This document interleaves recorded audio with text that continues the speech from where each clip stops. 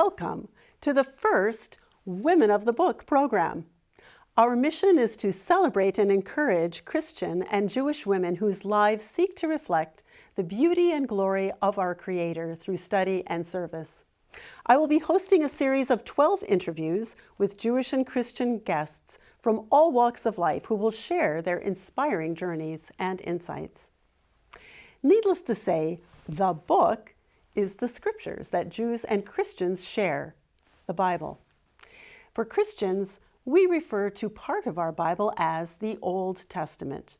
I prefer to call it the Older Testament, as it is every bit as relevant as the Newer Testament. In fact, I prefer to use the term Hebrew Scriptures, as nothing should be ascribed to them that as old and done with.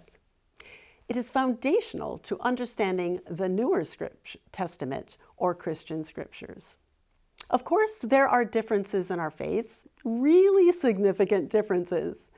Yet it is my desire for this project to highlight that Jews and Christians are the only faiths that share the same book, and we worship the same God, the God of Abraham, Isaac, and Jacob. Every Friday evening when the Sabbath begins, Jewish women all over the world have Proverbs 31 sung or said over them. I can't imagine why all women of the book shouldn't enjoy this tradition, so I am ascribing a verse from Proverbs 31 to each of my guests.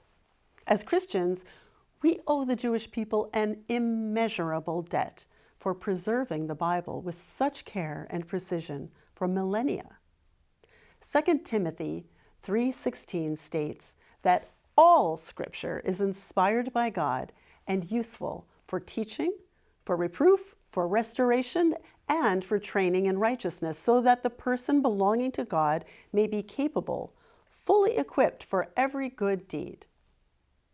The only scriptures this could have referred to are the Hebrew Scriptures or Older Testament.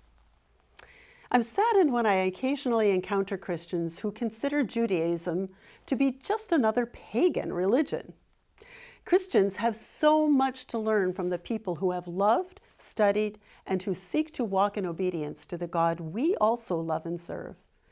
As well, I pray that our Jewish viewers may see a different face of Christians than was evidenced by too many Christians over the centuries who wrongly and despicably caused pain and incited violence against God's covenant people. I'm very excited to introduce to you my first guest, Sondra Baras. Sondra attended religious studies at the Jerusalem College for Women in Israel. She completed her BA in History and English at Barnard College, Columbia University, and obtained her Doctor of Jurisprudence at Columbia University School of Law. Having moved to Israel in 1984, today she serves as the Executive Director of Christian Friends of Israeli Communities. It was in this role that I met Sondra in 2007 on the first day of my first trip to Israel. We met at the Tomb of the Patriarchs and Matriarchs, the Cave of Machpelah in Hebron, where Abraham first purchased a plot of land to bury Sarah in the land God promised him and his descendants. Her command of the scriptures and knowledge of biblical and modern history was a thrilling introduction to Israel at the very plot where it all began. The verse I have ascribed to Sondra is Proverbs 31:17. She girds herself with strength and invigorates her arms. Before you meet Sondra, please enjoy this video from Christian Friends of Israeli Communities.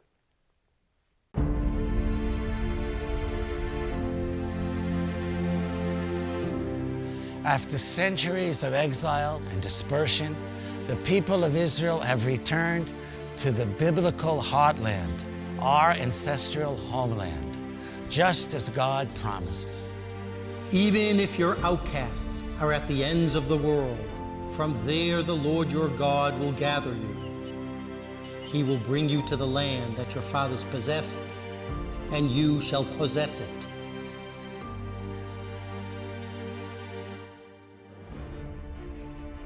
We have settled this land in fulfillment of prophecy.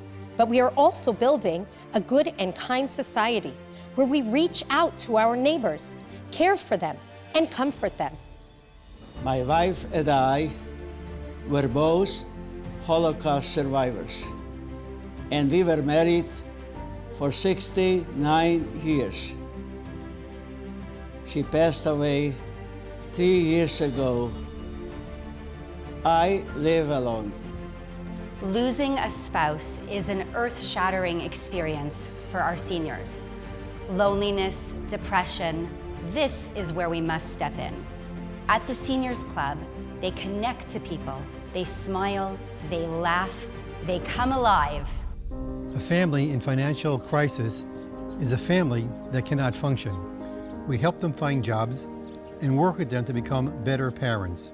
But first, we have to make sure they have food. Okay guys, we have to pack 600 food packages for tonight, so the family will have food for the holidays.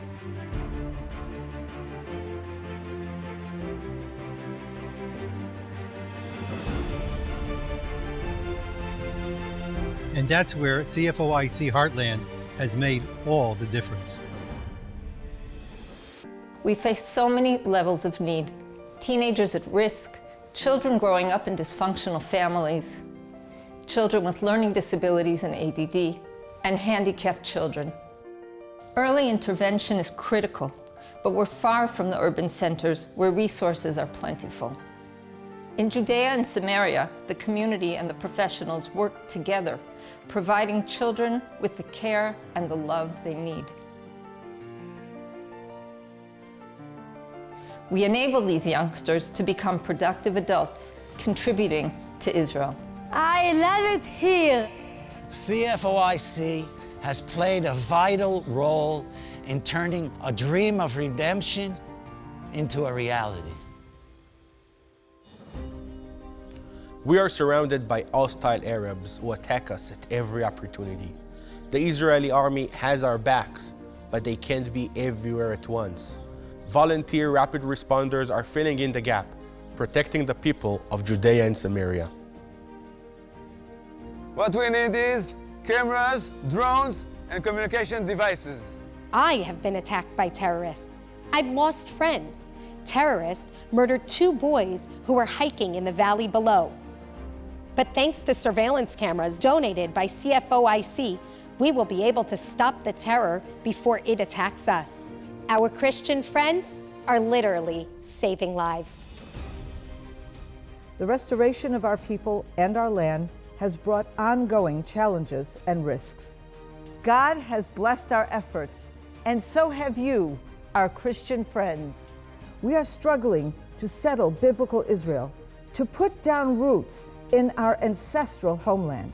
But you can partner with us as we nurture our children, embrace our elderly, and protect our families. Join us today and experience the fulfillment of prophecy. Support CFOIC Heartland and take part in building Judea and Samaria.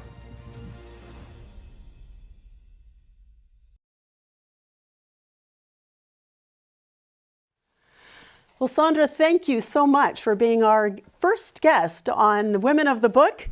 Whenever I see that video about Christian friends of Israeli communities, and I just get chills. It's just such a exciting, meaningful, all of those things. And I know we'll talk a little bit about what is going on in Judea and Samaria in a minute. But what does the verse that I ascribe to you, Proverbs 31:17, how do you relate to that? Well, I have to say that, since I was a child, the way I was raised, my parents always raised me to figure out what's right and then just go with it.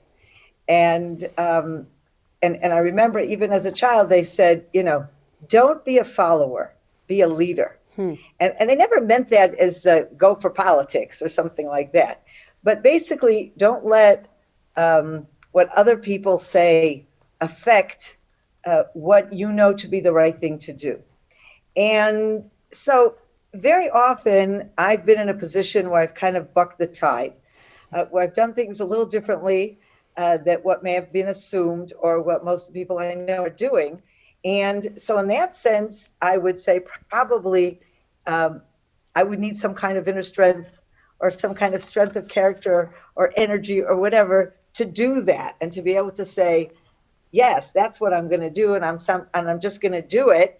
But I think because that's how I was raised to begin with, even though it really does take a certain amount of strength, I don't necessarily feel that it's burdensome to me, if you will. So to me, this particular verse is something that I've used, I've followed in a way all my life, even though I don't really think of myself as expending unusual energies or strength to do what I do. Does that make sense? It totally makes sense, because you feel called, you feel that it's what you're meant to do, so there's an energy that comes with it, but it doesn't mean it's easy.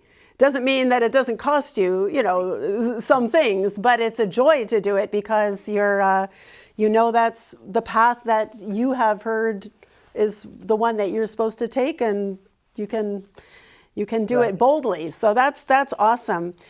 Speaking of things that are challenges, even if you do it with great joy, you are certainly in the bullseye of a subject: Israeli communities in Judea and Samaria.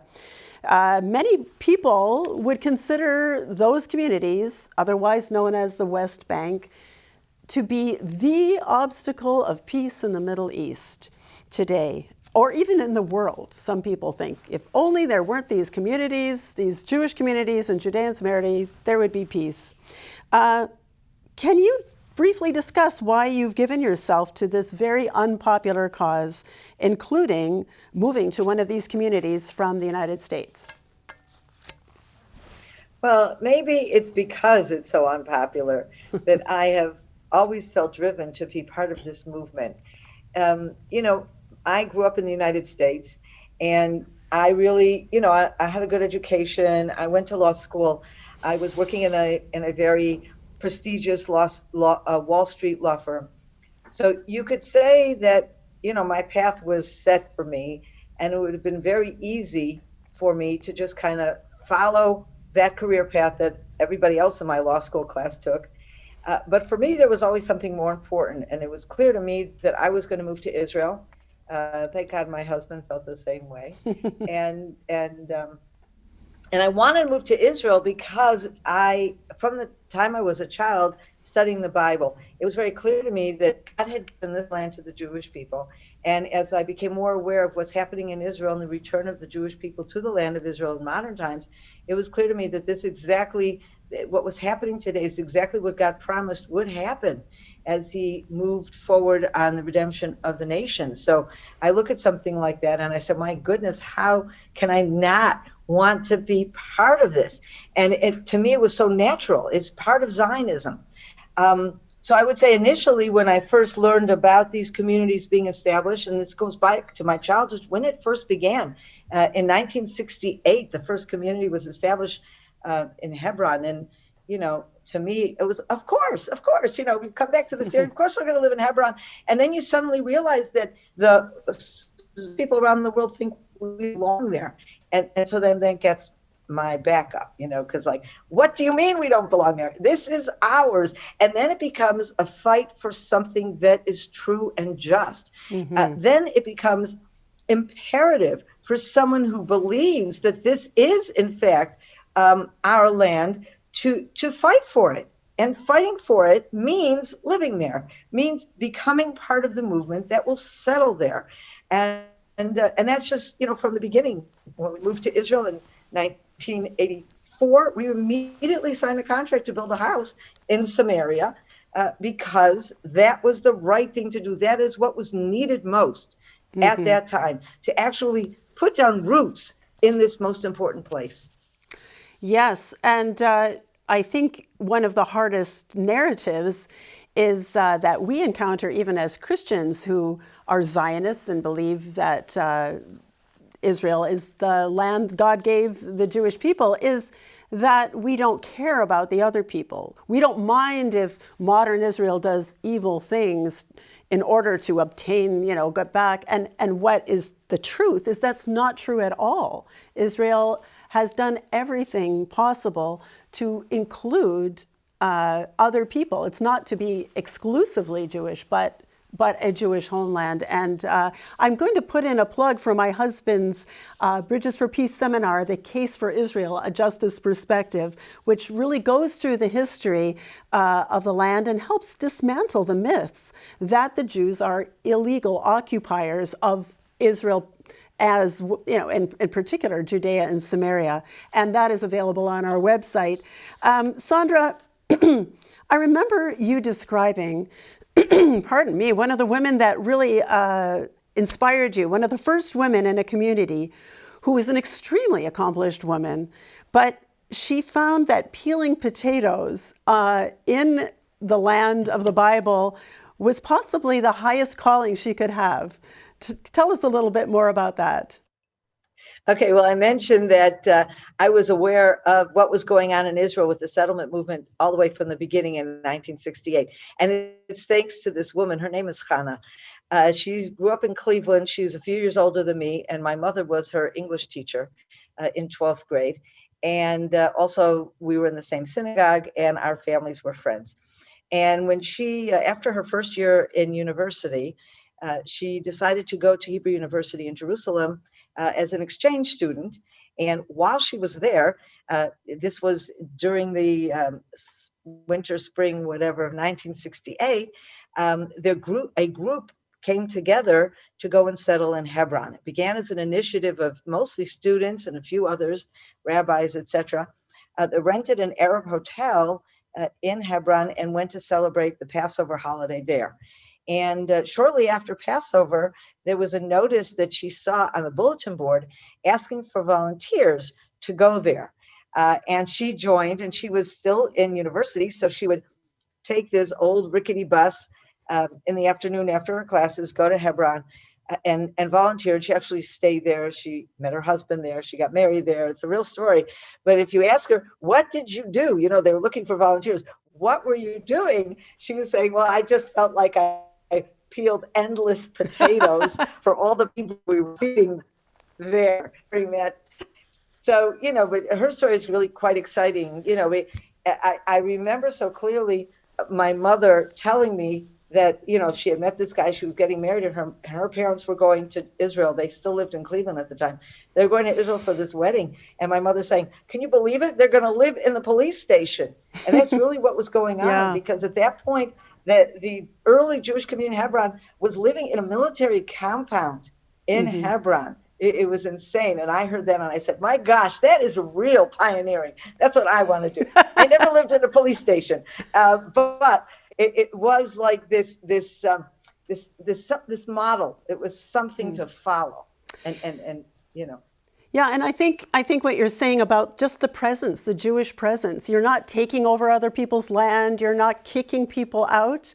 In fact, Israel invited everybody to stay and said, we want to live with, and the choice was not to do that. But you know, I heard a person in the recent Gaza conflict in May, a woman living in a kibbutz near the border, and the interviewer was saying, why don't you move? Why don't you move somewhere else? And she said, I don't have the luxury of moving, because once we leave, they win. And I think, you know, so peeling potatoes and just living is one way of saying, you know, we belong here. And we're not hurting anybody else, but we belong here. So just speaking of peeling potatoes, I mean, I think for women, motherhood is a very high calling. Family, whether we're mothers or just people in family. And some of that calling just is about peeling endless potatoes and making endless meals and cleaning up things after, you know, family members. And that's a really high calling. How would you actually describe or see women as a unique creation as a religious, modern, Orthodox Jewish woman? Well, I feel blessed to be living in a time where so many options are open to women, options that we never had before, both practically, career-wise, and religiously as well. I know in Jewish tradition, up until, I don't know, not that many years ago, women were not Bible students and they were not Bible teachers. And there were many fewer opportunities for women to study Bible in a serious and deep way. And that is something that really was open to my generation, and today for the younger generation, even more so than what we had when I was a teenager. But of course, career-wise, we all know, there's so many options for women today. But I think at the end of the day, the most important thing for a woman is her family. And there was once a sense that if you chose to raise your family or have children, that meant it's the only thing you can do. And that, of course, is no longer the case. And I think it's a wonderful thing that it's no longer the case, because women have so many more things that they can do. I really and truly believe that in the work that I've been doing with Christian Friends of Israeli Communities, which I helped to found and have been running for more than 20 years, I believe that I've made a unique contribution that I could do because of my background, my talents, and whatever. Wouldn't shame if I was home and all I did was raise children and peel potatoes. On the other hand, I think it's also very important that women, as we go out and do these important callings that contribute to public life and to important values, we don't neglect our families. And, during the years when I had small children, that was the most important thing I could do. Raising my children and educating them and loving them and raising them to be able to contribute to society, to Israel. That was probably one of the most important things I could do. And today, of course, I enjoy the benefit and I have grandchildren and it's wonderful, but I've moved on to a time of my life when I have so much more time to give in the public sphere. And it's a wonderful balance. And I love how you describe raising children so that they would be a contributor, so that they could be part of, I guess you could say, tikkun olam, repairing the world. That's the whole purpose of raising children, not just to kind of get through another day, although it can feel like that sometimes, just I made it. And it also doesn't mean that there are strict, I'm hearing you say, boundaries, like women cook and I think your husband's probably a better cook, or mine is. My husband's a great cook. My husband is an absolute great cook. Yeah. And really, from the beginning, my husband felt the same way as I did. So we were partners in this work of raising a family, and both of us also turning outward to our community, to Israel, to society as a whole, and contributing in any way we could.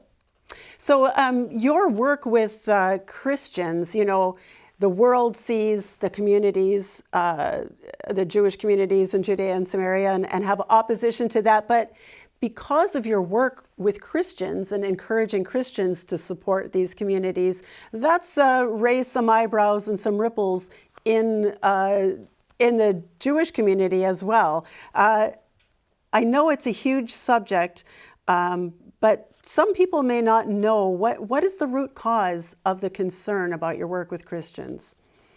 In a nutshell, I'm sure it's a big answer. Okay. Well, look, the history of Christian-Jewish relations is a very bad one. Yes. And it's only in recent decades that we're seeing a completely different reality. And so, first of all, people, when they first hear about Christians, many people immediately, and again, it's less today, but certainly when I was starting this work, their gut reaction is they hate us. Or what are you doing with them? What are they looking for? What are they trying to get out of us? That kind of thing.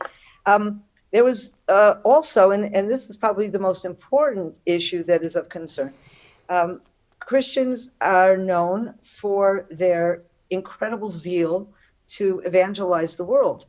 And, this, of course, is something that is very important. And for me, I've always made it very clear that what we are interested in our Christian friends is a completely, totally pure love for the Jewish people without any hidden agendas.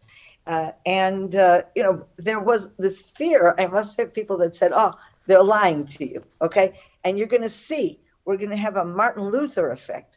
which, of course, for those of you who understand that history, Martin Luther also started out saying, oh, I'm bringing a new kind of Christianity. The Jews are going to love it.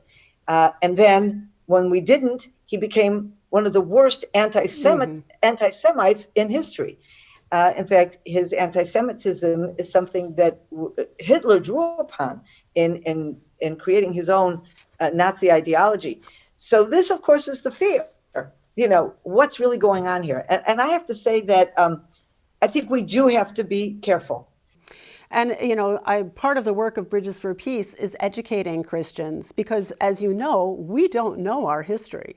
Most Christians we talk to about 2,000 years of really just shockingly hateful comments, directives against the Jewish people by the church is not something that most Christians know. And that is part of our objective as Bridges for Peace, to educate, not again so that we can make people feel bad, but just to be aware of why there is this barrier, hence the bridge needed for, to try to say we need to build a bridge here. Most of us don't know. When we've shared that in the past in meetings, we hear audible gasps. And I spoke in a church about a month ago and talked a little bit, just skimmed the surface of it, and people were in tears. We do not know this history, and therefore we don't understand that we really have to understand all of our relationships should come out of a place of humility and not assuming we have something for another person without just having a relationship, without knowing. And it's very, very helpful. Now, sometimes you're asked to speak to groups. So obviously we've talked about the groups who don't think Jews should be in Judea and Samaria. And then there's the rabbis and others in Israel who are concerned. How do you handle the situations where you're being, whether it's attacked or just, kind of hostile reactions to who you are and what you're doing? What gets you through that? Well, I enjoy meeting people who are different than I am. I enjoy getting to know people. I enjoy trying to understand where they're coming from. And I think when we meet people who have a true respect for someone else, even if they may not agree, that becomes a very solid basis for a conversation. So whether I'm meeting Christians who, like some of the people you're talking about that, you speak to and may not at all be educated about who is a Jew and how we differ, Jews and Christians. And, of course, I try to emphasize where we are similar, but not to, gloss over the places where we're different, but to explain it and to enable people to embrace those differences, not to be frightened by them, not to feel threatened. And the same thing politically.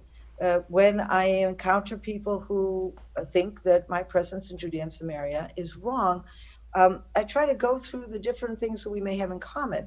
If they're Jewish, well, are you a Zionist? Do you believe, the state of Israel belongs here in the land of Israel? So then why not also believe that the land of Israel includes Judea and Samaria? Media, there's all different kinds of audiences. So at the end of the day, trying to find that common ground and then just isolating the places that are different, enabling us to respect it. Now, sometimes it doesn't work.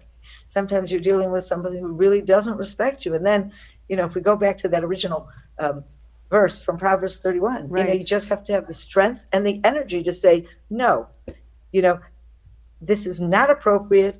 I will not accept what you're saying. And I will fight you to the end. And you have to know, as a woman of the book, you know that God is not calling anybody, certainly Jewish people, to act wrongly towards other people. So you have to have that strength of conviction that being in the land, being in Judea and Samaria, is right and it's good, because you're called to be a light to the nations, to be a blessing to all people, right? It's not just about the Jews having their place. It's saying, no, this is just, this is right. And I'm not going to succumb to the arguments that are false narratives in most cases about whether or not you belong there. And it is a fight, isn't it? I mean, it seems that, but I love watching your joy, because you're not combative. You're just sure that this is what God is calling. This is what God has said is good and called you to in particular. And, you know, as Christians, we can't change the past at this point. We can't go back and change anything, but it is our hope and prayer that we can change the future and have this new relationship and new change the face of who we've been going forward.